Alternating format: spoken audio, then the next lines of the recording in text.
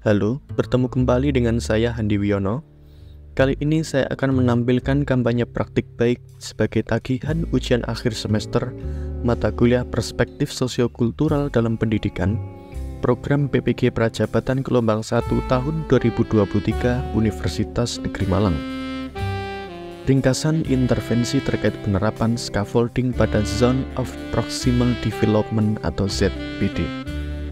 Zona perkembangan proksimal atau ZPD adalah suatu konsep yang diperkenalkan oleh Lev Vygotsky, seorang psikolog Rusia pada tahun 1930-an. ZPD adalah jarak antara tingkat perkembangan aktual peserta didik dengan tingkat perkembangan potensialnya. Tingkat perkembangan aktual adalah kemampuan yang telah dimiliki peserta didik saat ini. Tingkat perkembangan potensial adalah kemampuan yang dapat dicapai oleh peserta didik di masa depan dengan bantuan orang dewasa atau teman sebaya yang lebih mampu.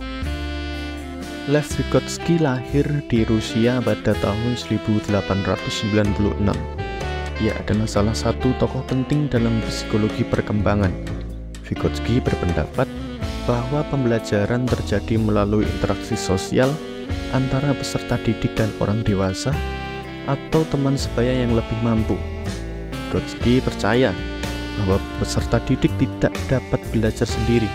Mereka membutuhkan bantuan orang dewasa atau teman sebaya yang lebih mampu untuk mencapai tujuan pembelajaran yang berada di ZPD mereka. Scaffolding adalah suatu proses pemberian bantuan kepada peserta didik untuk mencapai tujuan pembelajaran yang berada di ZPD mereka. Scaffolding dapat dilakukan melalui berbagai cara, antara lain 1. Penilaian ZPD. Guru perlu memahami tingkat perkembangan aktual dan potensial individu yang sedang diajar. Ini melibatkan penilaian kompetensi anak dalam tugas atau keterampilan tertentu. 2. Pemberian dukungan awal. Guru memberikan bantuan awal kepada individu untuk memulai tugas atau pemecahan masalah. Bantuan ini biasanya lebih konkret dan langsung, dengan tujuan membantu individu memahami konsep dasar atau langkah-langkah awal yang diperlukan. 3. Penyesuaian bantuan. Selama proses pembelajaran, guru secara bertahap mengurangi bantuan yang diberikan saat individu semakin memahami dan mampu melakukan tugas atau pemecahan masalah dengan lebih mandiri. 4. Pertanyaan dan dukungan yang cermat. Guru atau individu yang memberikan bantuan dapat menggunakan pertanyaan untuk membantu individu berpikir secara kritis, menggali konsep-konsep yang lebih dalam, dan mengatasi hambatan atau kesulitan. Dukungan ini dirancang untuk mendorong refleksi dan pemecahan masalah. 5. Pemberian tanggung jawab. Tujuan akhir dari scaffolding adalah membuat individu mampu melakukan tugas atau pemecahan masalah tersebut dengan mandiri. Guru atau individu yang memberikan bantuan secara perlahan memindahkan tanggung jawab dari diri mereka sendiri ke individu yang sedang belajar. Ini mendorong individu untuk mengembangkan kepercayaan diri dan kemampuan mandiri.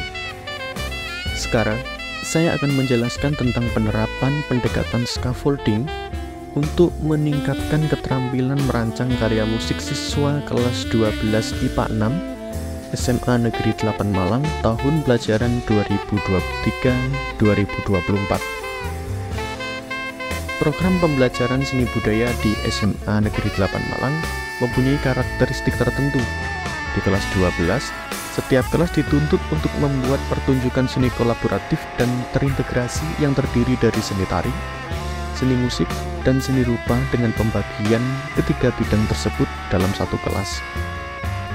Untuk seni musik, setiap kelompok dituntut untuk merancang karya musik. Dengan demikian, metode yang dijalankan adalah guru memetakan kemampuan peserta didik dalam bermain musik. 2. Guru memberikan arahan dalam memanajemen sebuah kelompok musik dari pengorganisasian hingga latihan. 3. Guru memberikan bantuan selama peserta didik berproses dan latihan. Setiap kekeliruan atau peserta didik yang mengalami kebingungan akan diberikan petunjuk cara menyelesaikan masalah tersebut. 4. Setelah peserta didik memahami, maka secara perlahan-lahan guru mengurangi bantuan dan pada akhirnya peserta didik mampu melakukannya secara mandiri.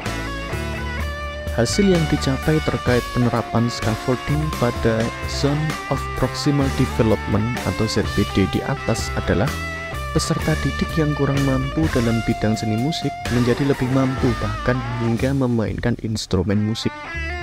2. Peserta didik yang mampu dalam bidang musik dan memainkannya dapat mengajarkan teman yang lain yang belum mampu secara optimal. 3. Peserta didik mampu merancang dan belajar secara mandiri. 4. Peserta didik menampilkan hasil rancangan musik mereka dengan baik. Pembelajaran dan replikasi terkait penerapan scaffolding pada Zone of Proximal Development atau ZPD. Model pembelajaran yang menerapkan scaffolding pada ZPD seperti yang telah dipaparkan di atas dapat direplikasi oleh Bapak Ibu guru khususnya untuk SMA kelas 12. Model ini juga dapat direplikasi oleh Bapak Ibu guru pada jenjang pendidikan yang berbeda jika mempunyai tujuan pembelajaran dan output yang serupa, karena dengan menerapkan scaffolding ini telah terbukti efektif untuk meningkatkan hasil belajar peserta didik. Demikian video singkat dari saya. Terima kasih karena sudah menyimak dan sampai jumpa.